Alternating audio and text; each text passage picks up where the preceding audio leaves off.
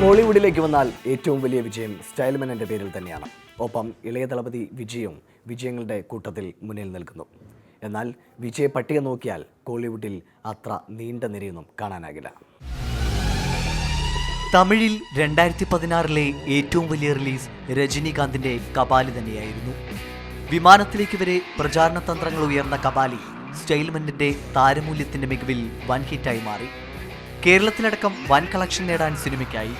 രണ്ടഭിപ്രായമുണ്ടായെങ്കിലും വിജയത്തിലേക്ക് എത്താൻ കഴിഞ്ഞുവെന്നതാണ് പ്രത്യേകത. പാരഞ്ജിത്ത് സംവിധാനം ചെയ്ത സിനിമ രജനിയെ സ്ഥിരം കണ്ടുവന്ന രീതിയിൽ നിന്ന് മാറ്റിപ്രതിഷ്ഠിക്കുന്നതായിരുന്നു. സന്തോഷ് നാരായണൻ ഒരുക്കിയ കിടിലൻ പശ്ചാത്തല സംഗീതവും പാട്ടുകളും സിനിമയുടെ വിജയത്തിൽ നിർണായക പങ്കുവഹിച്ചു. 300 കോടിയിലേറെ രൂപയാണ് കപാലി കളക്ട് ചെയ്തത്.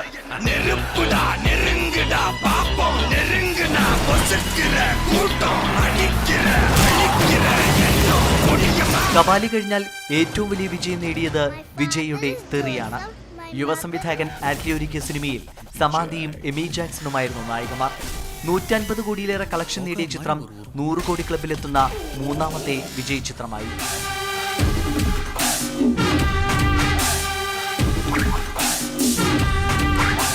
യുവതാരം ശിവകാർത്തികേയന്റെ പേരിൽ 2016 2 സൂപ്പർ ഹിറ്റുകളുണ്ടായി. ആദ്യം രജനി മുരുകൻ, പിന്നീട് സ്ത്രീവേഷവുമായി എത്തിയ റമോയും സൂപ്പർ ഹിറ്റായി. 2 ചിത്രങ്ങളിലും മലയാളി താരം കീർത്തി സുരേഷ് ആയിരുന്നു നായിക എന്നതും ശ്രദ്ധേയം. വിജയ് സേതുപതിയുടെ ധർമ്മദുരയും സേതുപതിയും ഹിറ്റ് ചാർട്ടിൽ ഇടം നേടി. 2015 ഹൊറർ സിനിമകളുടെ നീണ്ട നിര കണ്ട കോളിവുഡിൽ 2016 ട്രെൻഡ് തുടർന്നു. എന്നാൽ അരമനേറ്റ് ഒഴികെ ഒരു ചിത്രത്തിനും ആളുകളെ പേടിപ്പിച്ച് കാശുവാരാനായില്ല. വിജയ് ആന്റണിയുടെ പിച്ചൈക്കാരൻ വിജയ പട്ടികയിലുണ്ട്. മാധവന്റെ ഇരുതിസുട്ട്, ഒരു നാൾ കൂത്ത്, കാർത്തിയുടെ തോഴ എന്നീ സിനിമകളും മെച്ചപ്പെട്ട വിജയമാണ് ബോക്സ് ഓഫീസിൽ സ്വന്തമാക്കിയത്. എന്നാൽ കാർത്തിയുടെ തന്നെ കാശ്മീര വൻ മുതൽ മുടക്കിലെത്തിയെങ്കിലും വലിയ വിജയം നേടാനായില്ല. സൂര്യയുടെ 24 ആകട്ടെ പ്രതീക്ഷകളിൽ ഏറെ ഉയരത്തിലായിരുന്നു. എന്നാൽ ബോക്സ് ഓഫീസിൽ അത്ര ഉയരത്തിലെത്താൻ 24 കഴിഞ്ഞില്ല. ധനുഷിന്റെ കൊടി ശരാശരിയിൽ ഒതുങ്ങിയപ്പോൾ തുടരി നിലം തൊട്ടില്ല. വിക്രം നായകനായ ആക്ഷൻ ത്രില്ലർ ഇരുമുഖനും പ്രതീക്ഷിച്ച വിജയം സ്വന്തമാക്കാനായില്ല. ചിമ്പുവിനെ നായകനാക്കി ഗൗതമേനോൻ സംവിധാനം ചെയ്ത അച്ചം എമ്പത് മടമയ്യട എന്ന ചിത്രം പ്രതീക്ഷകൾക്കൊപ്പം ഉയർന്നില്ലെങ്കിലും ശരാശരി വിജയം സ്വന്തമാക്കി. വിസാരണൈ, ജോക്കർ, മാവീരൻ കിട്ടു എന്നീ ചിത്രങ്ങൾ 2016 വേറിട്ട കാഴ്ചകളായി. തെലുങ്ക് സിനിമകളെയും എടുത്തു പറയേണ്ട അവസ്ഥയിലേക്ക് കഴിഞ്ഞ 2-3 വർഷമായി മലയാള സിനിമാ ലോകം മാറിയിട്ടുണ്ട്. ഇത്തവണയും മൊഴിമാറ്റിയെത്തിയ ചില തെലുങ്ക് ചിത്രങ്ങൾ കേരളത്തിൽ മികച്ച വിജയം സ്വന്തമാക്കി.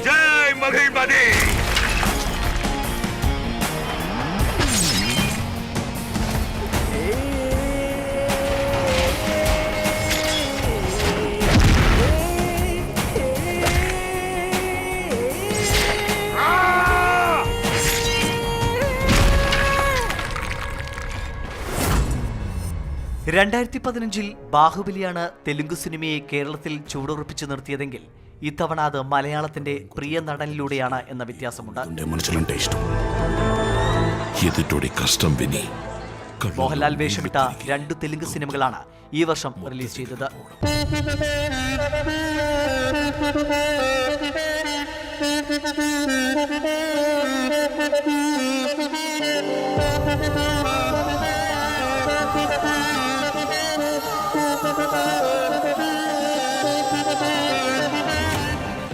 ആദ്യമെത്തിയത് മനമന്ത. മലയാളത്തിൽ വിസ്മയം എന്ന പേരിൽ മൊഴിമാറ്റിയും റിലീസ് ചെയ്തു. 25% మెగా డిస్కౌంట్ సేల్ అని ప్రదా సార్. మిడిల్ క్లాస్ మనిషికి డిస్కౌంట్ లో కొన్నావన్న తృప్తి ఇందులో దొరకదు. ചന്ദ്രശേഖർ എലേറ്റി സംവിധാനം ചെയ്ത സിനിമയിലൂടെ മോഹൻലാൽ തെലുങ്കിൽ വലിയ ആരാധക വൃന്ദത്തെയാണ് സ്വന്തമാക്കിയത്. ഞാൻ അങ്കിളിന്റെ കൂടെ ജോലി ചെയ്യുന്ന വിശ്വനാഥന്റെ മോളാ. തെലുങ്ക് സിനിമയ്ക്ക് അന്യമായി നിന്നിരുന്ന അഭിനയ ശൈലിയെ മോഹൻലാലിലൂടെ തെലുങ്ക് സിനിമാ പ്രേമികൾ ആസ്വദിച്ചു.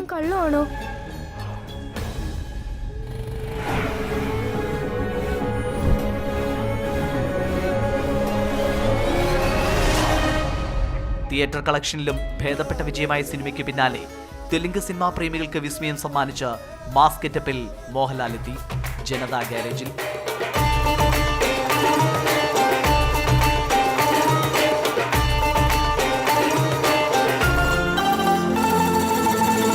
തെലുങ്കിലെ സൂപ്പർ താരം ജൂനിയർ NTR ആയിരുന്നു മോഹൻലാലിനൊപ്പം മറ്റൊരു പ്രധാന വേഷം ചെയ്തത്. ശരിയും തെറ്റുകളും സംഘർഷം തുടരുമ്പോൾ എവിടെ ഭഗവത്ഗീത ചതിയേറും മനസുത ചരിതം. മോഹൻലാലിന്റെ വിജയപട്ടികയിലേക്ക് ജനതാ ഗാരേജും അതിവേഗം ചൂടുവയ്ക്കുകയായിരുന്നു.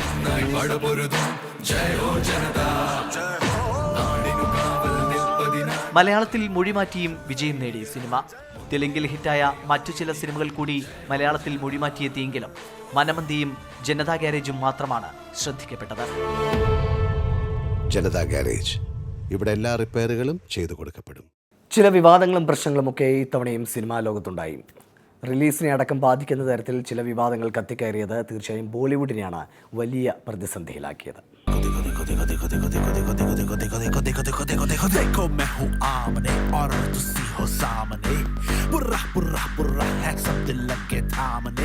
ബോളിവുഡിൽ ഇത്തവണ ഏറെ കത്തിക്കയറിയ വിവാദം സെൻസർഷിപ്പുമായി ബന്ധപ്പെട്ട തർക്കങ്ങളായിരുന്നു.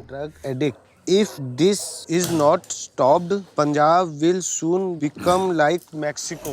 അനുരാഗ് കശ്യപ് നിർമ്മിച്ച് അഭിഷേക് ചോബെ സംവിധാനം ചെയ്ത ഉഡ്താ പഞ്ചാബ് പഞ്ചാബിലെ മയക്കുമരുന്ന് മാഫിയയുടെ കഥ പറഞ്ഞ സിനിമയായിരുന്നു. यार मैं सुनिया मैक्सिको दी कुड़ियां बड़ी टोट हुंदी आ. कौन हो? टॉमी. कुत्ता? अंदर दा कुत्ता आज कड़िए पाउडर की लाइन का रखेगा कौन है. അതിനാൽ തന്നെ രംഗങ്ങളിലും സംഭാഷണങ്ങളിലും ഏറെ വെട്ടലുകൾ വേണമെന്ന് സർട്ടിഫിക്കേഷൻ ബോർഡ് നിർദ്ദേശിച്ചതോടെയാണ് പ്രശ്നങ്ങൾക്ക് തുടക്കമായത്. തിരുത്തലുകൾ വരുത്താൻ ഒരുക്കമല്ലെന്ന് അണിയറക്കാർ ഉറച്ച നിലപാടെടുത്തു. അതോടെ അണിയറക്കാരും സർട്ടിഫിക്കേഷൻ ബോർഡ് ചെയർമാൻ പങ്കജ് നിഹ്ലാനിയും തമ്മിലുള്ള വാക്പോരാട്ടത്തിലേക്ക് നീണ്ടു കാര്യങ്ങൾ.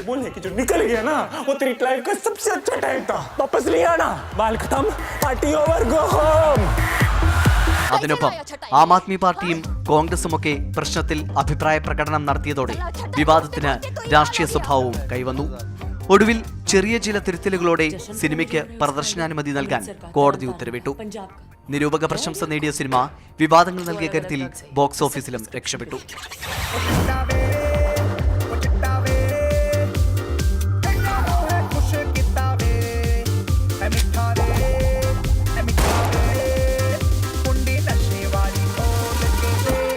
അടുത്ത വിവാദം ബോളിവുഡിനെ ഒന്നാകെ വിറപ്പിച്ചു. പാകിസ്ഥാനുമായുള്ള ബന്ധം വഷളായതോടെ പാക് താരങ്ങൾ അഭിനയിച്ച ബോളിവുഡ് ചിത്രങ്ങൾ റിലീസ് ചെയ്യാൻ അനുവദിക്കില്ലെന്ന് മഹാരാഷ്ട്ര നവനിർമ്മാൺ സേന നിലപാടെടുത്തതാണ് പ്രശ്നമായത്. കരൺ ജോഹർ സംവിധാനം ചെയ്ത ഏ ദിൽ ഹേ മുഷ്കിലിന്റെ റിലീസ് അതോടെ പ്രതിസന്ധിയിലായി.